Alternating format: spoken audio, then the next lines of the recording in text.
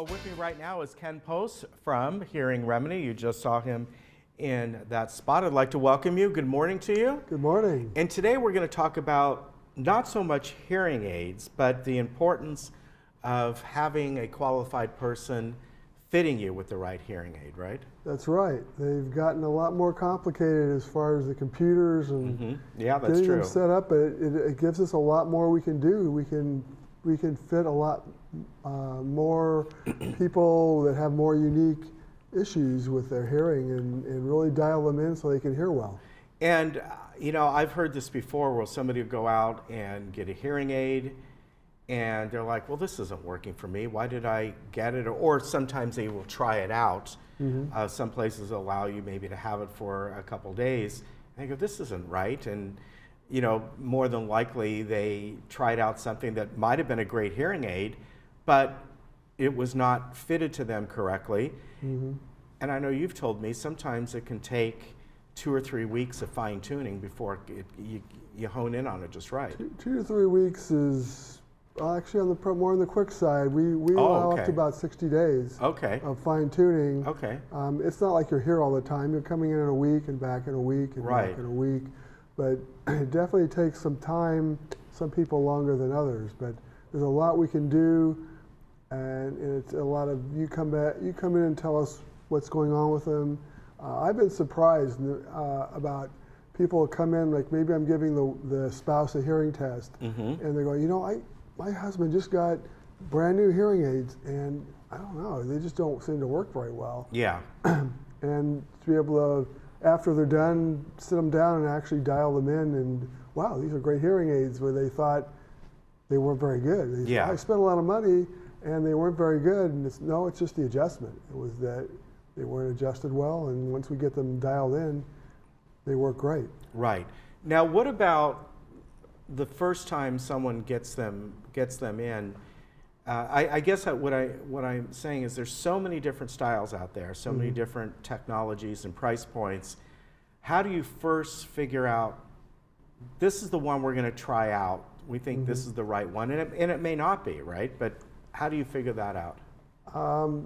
It takes time. We take some time to chat with the person when we're first, before or after the hearing test. We'll talk with them about their lifestyle, because that's really what I'm looking at is how much of a hearing aid do you need for your lifestyle? If you're always going out, you got lots of family gatherings and lots of restaurants you go to, and you still work, you've got people you have to talk to at work, you certainly don't want to not hear well at work. Yeah. So all these things are added together to say, well, do I need this top of the line one, or can I go down a couple levels based on their lifestyle and the things they like to do? Yeah.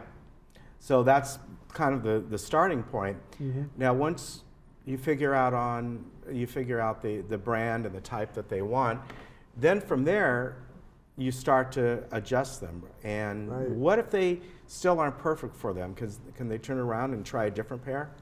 We have had that happen once in a while. They're not, well, maybe I like something about their old hearing aid or something, or sometimes they're just not as suited as well, and we will switch to a different hearing aid based on our experience up to that time. Say, okay, maybe this one will do better for you. And we're also looking at this whole time. If you're not satisfied at our place, we're going to give you all your money back. So we want to make people comfortable that, okay, they may be spending a fair amount of money, but if this isn't going to work out, I want you to be comfortable and know that we're not going to take your money and have them sitting in a drawer. That drives me crazy. Right. I don't like them. I don't like to ever hear about my hearing aid sitting in a drawer. Now, with all the new technologies out there, I mean, it's just incredible to the point where you can be at home and the Bluetooth will connect to your TV, and you can be out and you walk into an area such as a restaurant or whatever it might be, and they'll automatically adjust, or you can manually adjust them through your phone app. Yeah. It's incredible. I've even heard of ones that can detect if you fall now. Yeah, they get that. It's been a while. They've had ones where if one hearing aid comes off, it tells the other hearing aid says in your ear, "Oh, lost partner." So they're trying to keep you from losing your hearing aids. Wow. And you don't have your phone. You have Find My iPhone. Yeah. Well, the apps usually have Find My hearing aid. That's so if it falls out, it'll keep track of the last place that the phone had connection to the hearing aid, and then it can guide you back where the last time the hearing aid was near you. So it's pretty amazing what they do. Now, is it common that usually when folks get hearing aids, they need them for both ears, or on occasion it's just one ear? It's more common both ears, but it is sometimes people might have a particularly good ear and one ear doesn't work so good. Okay. And sometimes it could be there's an ear that doesn't work at all. Mm-hmm. So we don't need a hearing aid on that ear. But I'd still like to hear on that side of me. I don't want to say, can you talk to my good ear here? So we'll actually it's called a bicross hearing aid on the other side, and all it does is send the signal to the good ear. Wow. So that you can hear people on either side of you without having to. So it's almost like just on that side having a microphone. Yeah, that's what it is, exactly. Wow, that's incredible. Now, what about, people who have a severe hearing loss to the point they need something beyond hearing aids? Now, that's something they would obviously see their care provider about first. And I'm talking about people who maybe need a cochlear implant or something like that. That goes beyond. Yeah, we'll get somebody in that will do the test, and I'll look at the test going, this is beyond what a hearing aid is going to do for you. And we have people we refer to. Okay, that's good to know. There's a particular person at UC Irvine that's very good with cochlear implants, and we'll refer people out, give them the phone number, and get them moving that direction. Okay, that's good to know, because at times there are people that need something beyond that. They probably more than likely kind of know that in advance, but they might come to you in the first step in trying to figure it out. Well, is just a hearing aid going to work for me, or do I need something more? Exactly. Now, there are a lot of price points out there, and obviously for people who are on a budget, or they got to watch their money somewhat, there's a lot that can be offered to them, right? Right, exactly. We have a whole spectrum of hearing aids, down to a low end of maybe $1,600 for a pair, up to about $65,000 to $7,000 a pair. So all right.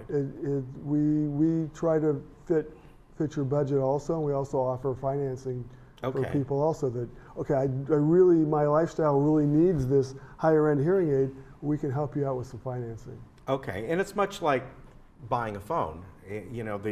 Even the lowest end smartphone is leaps and bounds of what they were 2 or 3 years ago. Absolutely. It might only cost you a couple $100, or should you want and spend $1,000 or more on a phone, you can do that. Right. But they're still going to get, both of them are still going to give you the basics of what you need. Yeah, everything's moved up. The low end and the high end seem to move up, whether it's phones or hearing aids, because even the lowest end hearing aids are, like you say, they're miles above what we even had 5 years ago.